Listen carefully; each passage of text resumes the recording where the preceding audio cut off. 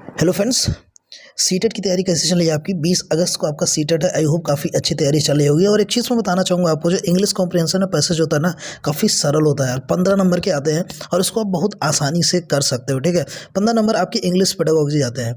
तो यहाँ पे मैं आपको कल एक वीडियो में लेके आया था, आपने देखा, काफ़ी अच्छा लगा। और आज यहाँ पे ये क्लास 2 है आपकी इंग्लिश कॉम्प्रिहेंशन की। ठीक है, तो वही चीज़ है, कुछ ट्रिक्स आपको ध्यान में रखना है ज़रूर से ज़रूर। सबसे पहले कीवर्ड अंडरलाइन कर लेना है आपको। ठीक है, जो कीवर्ड्स मेन कीवर्ड्स हैं उसको अंडरलाइन करिए, क्योंकि वो बाद में काम आते हैं। वो क्वेश्चन पूछता है, फिर जब क्वेश्चन पूछेगा ना, तो तुरंत जब अंडरलाइन आप किए रहेंगे तो कीवर्ड पे दौड़ के चले जाएंगे। दूसरी चीज़, नंबर्स देखना होता है इसमें। नंबर्स मीन जैसे कहीं भी अगर पैराग्राफ में जैसे 1947 है, परसेंटेज है, मतलब नंबर्स लिखे हैं, तो उसको नोट कर लो यार, क्योंकि नंबर्स एक्चुअल में पूछता है। ठीक है, जैसे नंबर की बात आएगी तुरंत आप क्लिक कर जाओगे कि हाँ यहाँ पे मैंने नंबर देखा था। क्योंकि जो पैराग्राफ है ना, 8 से 10 लाइन के पैराग्राफ्स आपके आते हैं। और सीटेट के पैराग्राफ्स ना थोड़ा सा टफेस्ट होते हैं यूपी टेट के कंपेयर में, तो थोड़ा सा ध्यान से पढ़िएगा, है ना। फिर तीसरा आता है मेन आइडिया। आखिर में जब आप आंसर ढूंढने जाते हो तो आपको एक आंसर के बदले कभी कभी पूरा पैराग्राफ पढ़ना पड़ जाता है। ठीक है, ऐसे केस में क्या करना होता है, उस पैराग्राफ को थॉरली पढ़िए और उसकी थोड़ा सा मीनिंग निकालने का प्रयास किया जाता है।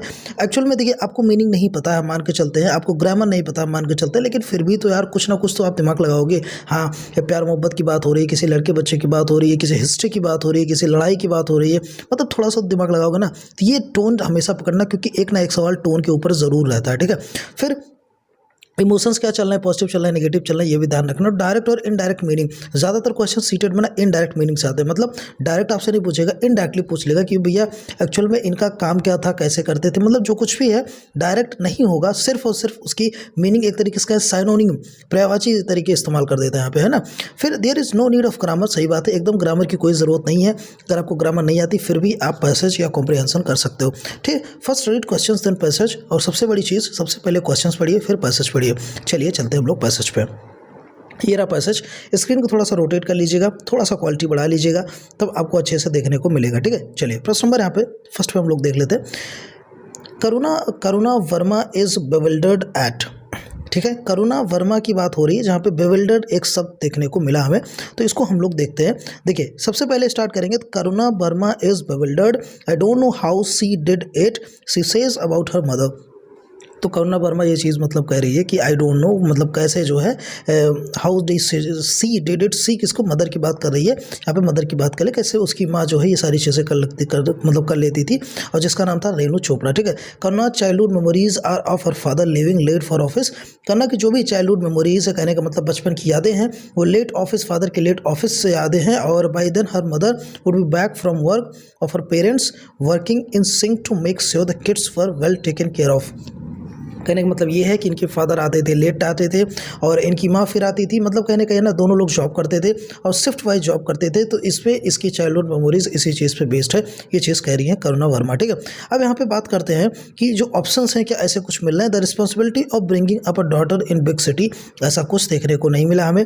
हर mother ability to combine her career with his house work, क्या ऐसा देखने को मिल रहा है, ऐसा ऑप्शन देखने को मिला।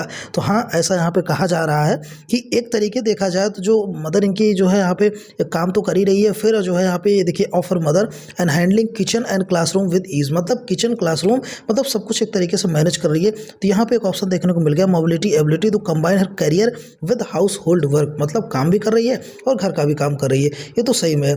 फिर तीसरा ऑप्शन है the amount of work that she has to be after becoming a mother, नहीं ये चीज़ नहीं होगा। The late hour of works father followed, ऐसा भी नहीं है। तो यहाँ पे कहने का मतलब ये है, एक एग्जैक्ट आंसर हम लोगों को मिल गया, the mother ability to combine her career with his house work. ठीक है, साथ में काम के साथ में घर को भी संभालने की भी बात यहाँ पे सामने आ रही है।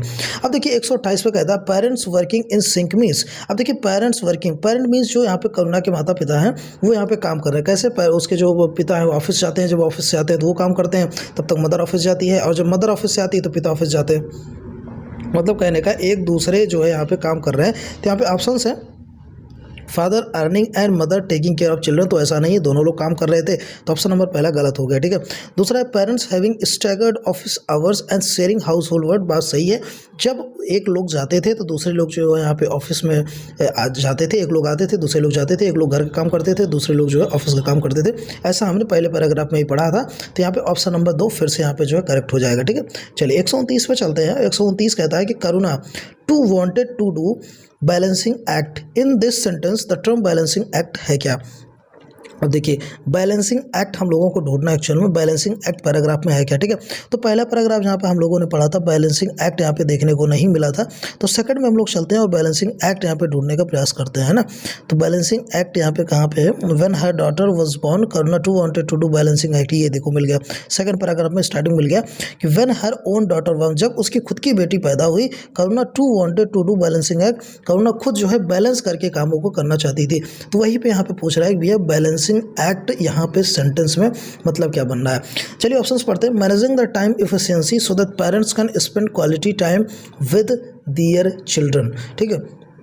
दूसरा है making adjustment in order to balance work and leisure property, और तीसरा है sharing of responsibilities by both husband and wife, और चौथा है a mother's ability to look after her child without quitting her job, ठीक।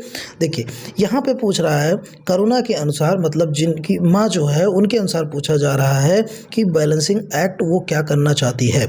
आगे थोड़ा सा पढ़ लेते हैं। But it did not turn out to be easy as it seem. For starters her parents era was different from hers, उसके parent का जो एरा था, वो जो समय था अभी के समय से काफ़ी अलग था। ऐसी वाल लिविंग विद हस्बैंड, वो अपने हस्बैंड के साथ जो है अंधेरी मुंबई में रहती है।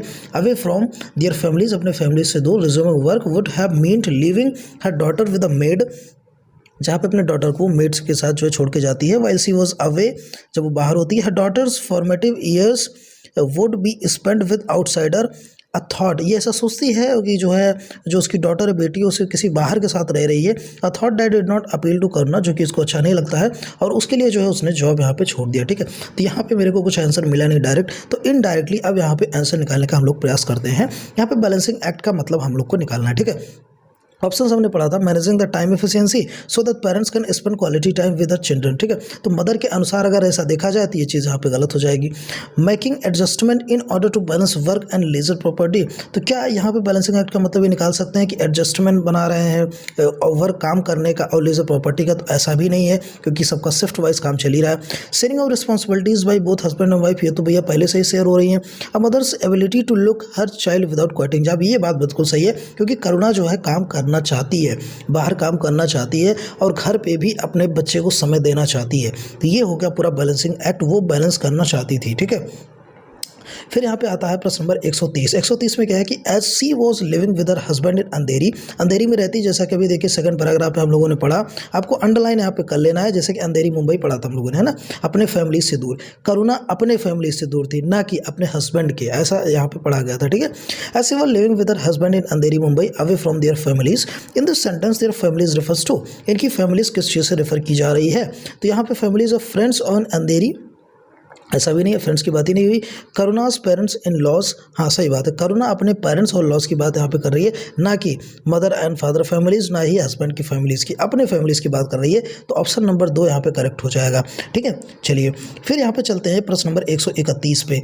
करुणास parents and her husband parents probably lived, कहाँ रहते हैं भैया? करुणा के जो पेरेंट है और उसके हस्बैंड पेरेंट्स जो हैं कहाँ पे रहते हैं? अब देखिए करुणा तो अंधेरी में रहती है, ये तो कन्फर्म है, ठीक है। तो यहाँ तो रहते नहीं होंगे, या रहते भी होंगे, यहाँ पे एक्चुअल में ऐसी बात कही नहीं गई है, ठीक है। हमें कुछ ऐसा सेंटेंस पकड़ना है जो कि यहाँ पे थोड़ा सा डिफरेंट खाए, ठीक है, क्योंकि पूरी पैराग्राफ अगर आप कहीं देखोगे ना तो यहाँ कहीं भी ये चीज़ मेंशन नहीं है कि उसके पेरेंट्स रहते कहाँ हैं। सिर्फ इतना कहा गया कि करुणा और उसके हस्बैंड अंधेरी में रहते हैं और उसके पेरेंट्स पता नहीं कहाँ रहते हैं, ऐसा कहा गया, ठीक है। In Mumbai but not and here with Karuna and her husband, ऐसा भी कुछ नहीं है। इन सम अदर सिटीज़, ये ऑप्शन एकदम बेस्ट पकड़ रहा है यहाँ पे कि किसी और सिटी में रहते हैं जिसकी जानकारी ना दी हुई हो, वहाँ पे वैसे कहते हैं ना कि बस ऐसे हवा में तीर चला देने वाला ऑप्शन चूज़ किया जाता है। चलिए 132 पर चलते हैं। Karuna decided to quit her job because, Karuna अपने जॉब को क्वाइट करना चाहती थी। अभी लास्ट हम लोगों ने पढ़ा था, यहाँ पे देखिए कि she quit her job in a school, क्यों? क्योंकि जो है वह मेड के साथ अपने बच्चे को नहीं रखना चाहती थी, किसी आउटसाइडर के साथ अपने बच्चों को नहीं पालना चाहती थी, ये रीज़न था। She wanted to have more time to herself and for her husband, Karuna decide किया कि जॉब छोड़ देगी, क्यों? क्योंकि वो ऐसा चाहती थी कि जो है wanted to have more time to hers, क्या अपने आप को समय देना चाहती थी और अपने पति को समय देना चाहती थी। क्या ये ऑप्शन सही है? फिर ऑप्शन आता है सी wanted to pay more attention to her cooking, क्या वो खाना बनाने के लिए अटेंशन देना चाहती थी? या she was not interested in teaching, जब क्या इंटरेस्टेड नहीं थे, तो इंटरेस्टेड तो थी भी है, और कुकिंग भी गलत हो जाएगा, ये दोनों साफ साफ गलत है, ठीक है। She did not want her daughter to spend her early years with maid, एकदम सही बात है। यहाँ पे देखिए हम लोगों ने देखा था कि सी meant leaving her daughter with a maid or she was away, ठीक है। her daughter formative years would be spent with an outsider thought, ऐसा उसने सोचा। तो मेड के साथ वो अपने बच्चे की जो भी यहाँ पे लाइफ है या स्टार्टिंग चाइल्डहुड है उसको नहीं बितवाना चाहती थी, इस वजह से उसने जॉब को क्वाइट किया जिससे वो अपने बच्चे को समय दे पाए। तो ये सारी चीज़ें ना 2 पैराग्राफ में ही हम लोगों को मिल गई। आगे चलते हैं यहाँ पे, चलिए क्वेश्चन नंबर 133 लिखते हैं कि it was ironical and Karuna's mother should advice her to quit her job and stay at home because. ये आयरॉनिकल है कि जो करुणा की मदर है उसने खुद एडवाइस किया कि अपने जॉब को छोड़ दे और घर पे बैठ जाए। तो ऐसा कहा गया कि नहीं, चलिए देखते हैं। देखिए यहाँ पे, देखिए तीसरे पैराग्राफ में यहाँ पे स्टार्टिंग में लिखा है ironically it was her mother who urged her to quite the job and become a full time mother. उसकी मदर ने ही ये चीज़ मना किया था, ठीक है। अब सामने देख लेते हैं। For Karuna being a housewife one of the toughest job she has had, I have no time for myself says Karuna. ऐसा कहती है कि मेरे लिए कोई समय यहाँ पे नहीं था। और एक हाउसवाइफ होना और यहाँ पे जो है काफ़ी टफेस्ट जॉब है करुणा के लिए, ऐसा यहाँ पे कहा जा रहा है। ऑप्शंस देख लेते हैं हम लोग कि करुणा पेरेंट्स, ठीक है, Karuna parents has had always advise her that home was much more important than career. तो ऐसा तो कहा नहीं था कुछ, ऐसे ऑप्शंस भी अभी तक देखने को नहीं मिला हम लोगों को। Karuna's mother herself had not quit her job to take care of children as she encouraged independence of women. बात बिल्कुल सही है। स्टार्टिंग में हम लोगों ने पढ़ा था, देखिए Karuna Verma is bewildered, I don't know how she did it, she says about her mother. वो अपने मदर के बारे में करिए कैसे वो कर देती थी कि उसके पिता जब ऑफिस जाते थे फिर उसकी मदर काम करती थी, जब उसकी मदर ऑफिस जाती थी पिता काम करते थे। बात सही है, करुणा की मदर खुद जो है जॉब नहीं क्वाइट की थी और अपने बच्चों के जो है यहाँ पे टेक केयर नहीं कर पाई थी, और फिर जो है उन्होंने ऐसी इनकरेज इंडिपेंडेंस वुमेन, ठीक है। तो इस तरीके से यहाँ पे ऑप्शन नंबर आपका सेकंड यहाँ पे करेक्ट हो जाएगा, जो कि इनकरेज किया इंडिपेंडेंस वुमेन होने के लिए, लेकिन फिर भी यहाँ पे करुणा की मदर ने मना किया कि जॉब छोड़ दो और घर पे बैठो और अपने बच्चों को ध्यान दो, ठीक है। चलिए यहाँ पे ऑप्शन नंबर 2 आपका हो गया करेक्ट, ठीक। चलिए फिर बात करते हैं प्रश्न नंबर 134 की। आफ्टर करुणा क्वाइटिंग ऑफ जॉब, जब भैया करुणा ने अपने जॉब को क्वाइट कर दिया तो क्या चीज़ हुआ यहाँ पे। तो यहाँ पे देखिए हम लोग पढ़े, जब उसने जॉब को क्वाइट कर दिया, यहाँ पे देखिए I had lot of time myself husband consider the outline is quite different, Karuna had taken to cooking. देखिए क्या हुआ ना, रूटीन इज क्वाइट डिफरेंट। जब उसने जॉब छोड़ा तो जो रूटीन था वो यहाँ पे डिफरेंट हो गया। करुणा हैड टेकन टू कुकिंग, वो खाना बनाने लगी है। सी वेक्स अप क्वाइट अर्ली, वो सुबह जल्दी उठ जाती है। एंड मेक श्योर ऑल हज work it's done before the baby is up, जब उसका बच्चा उठ जाए उससे पहले ही सारे काम को कर लेती है। The rest of the day time flies by pandering 2 years old Anvi's needs, मतलब अपने बच्चों के समय पूरा दिन उसका निकल जाता है अपने बच्चों के लिए, ठीक है। तो अब यहाँ पे बात करते हैं after Karuna quit her job, कौन सा ऑप्शन सही है। She sent her maid away as she felt that the maid was a bad influence on her maid. ऐसा कुछ भी नहीं कहा गया, अपनी मेड को उसने नहीं भेजा, ऐसा उसने ये भी नहीं कहा कि भैया जो मेड है उसका ज़्यादा मतलब बैड इफेक्ट पड़ेगा, ऐसा कुछ नहीं कहा गया। She had no time for herself as Avni needed all her attention and care.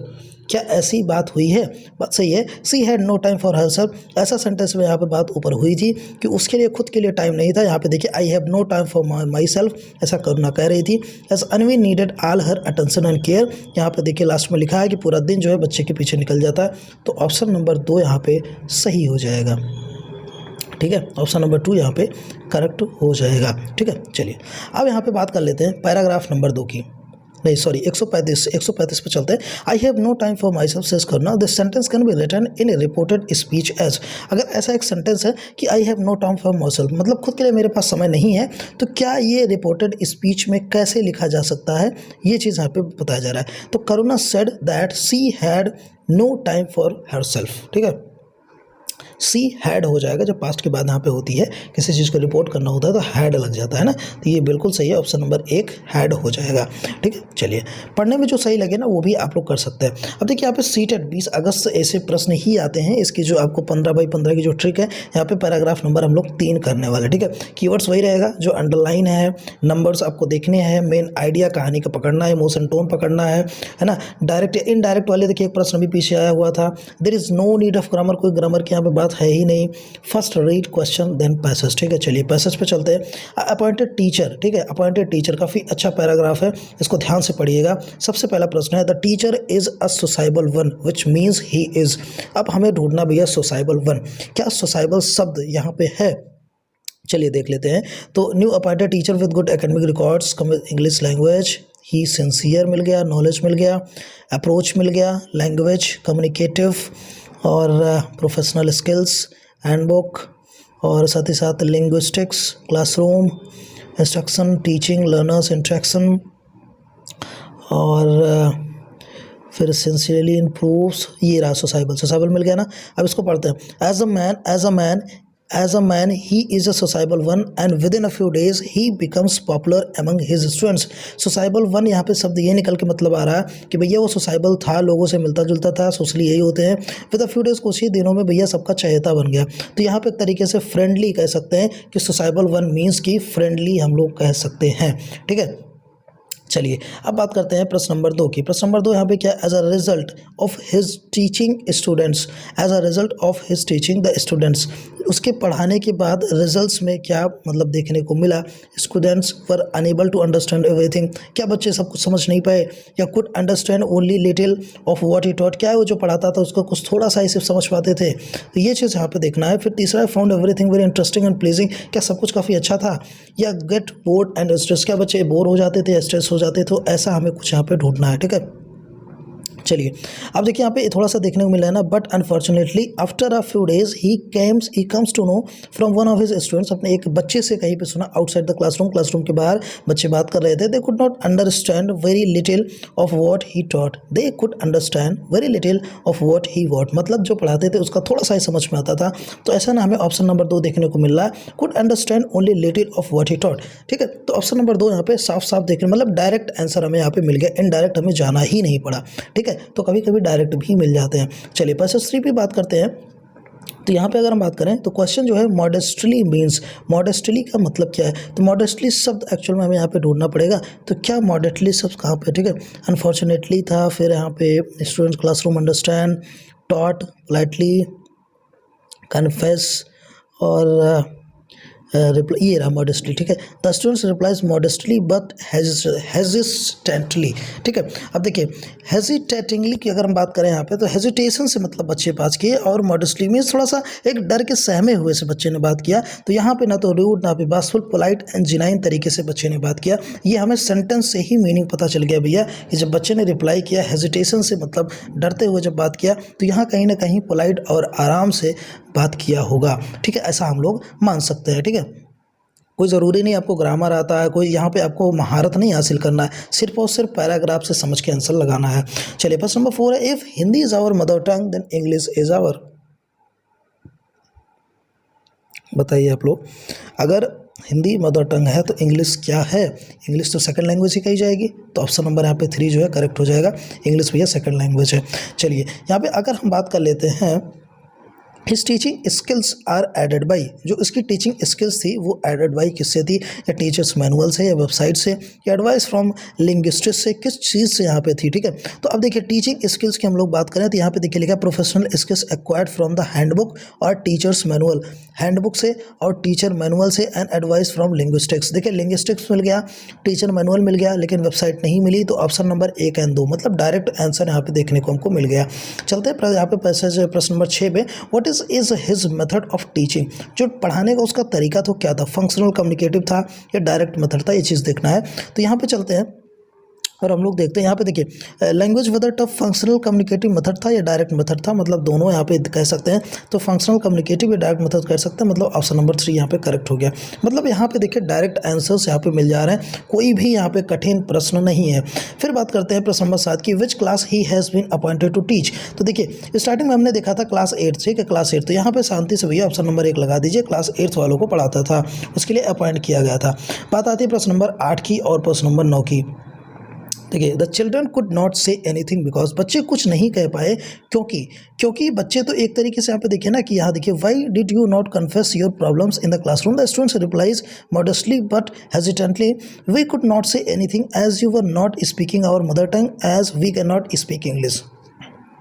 तो यहाँ पे एक बात निकल गई कि बच्चे तो इंग्लिश नहीं बोल पाते थे, तो ऑप्शन नंबर 1 करेक्ट हो गया। The teacher was not speaking there mother tongue, जो टीचर था वो भी मदर टंग नहीं बोल पा रहा था, मतलब ऑप्शन नंबर कहीं ना कहीं 3 हो जाएगा, 1 एंड 2। ठीक है, चलिए प्रश्न नंबर 9 पे चलते हैं। इन the classroom what is that teachers only medium of instruction. तो अब देखिए साफ साफ यहाँ पे लिखा है कि टीचर पढ़ाते थे अंग्रेजी। ठीक है। तो यहाँ पे देखिए आपको जो एक सिंपल पैराग्राफ कर सकते हैं कि ये डायरेक्ट यहाँ पे आंसर्स मिलते चले गए, ठीक है। तो इस तरीके से आप लोग पैराग्राफ कर सकते हो। यहाँ पे आप पॉइंट कर सकते हो, नोट डाउन कर सकते हो। यहाँ पे नंबरिंग है, जैसे नंबरिंग क्लास की बात आई, क्लास हमने यहाँ पे जो है यहाँ पे अंडरलाइन कर लिया, ठीक है।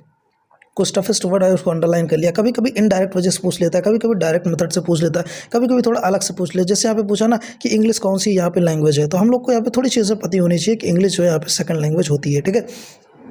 इस तरीके से आप पैसे सॉल्व कर सकते हो। तो डेली आपको 1 से 2 पैसेज मैं कराऊंगा, तो आप इस तरीके से करके और आसानी से पैसेज को सॉल्व कर सकते हो, ठीक है। तो चैनल को अगर नए हो यार सब्सक्राइब कर लेना, जिससे आपको डेली वीडियोस मिल सके। और साइंस की और मैथ्स की जो है पेडागोजी आपकी प्रिपरेशन चल रही है, रिवीजन क्लास चल रही है, तो उसको आप लोग ले सकते हो।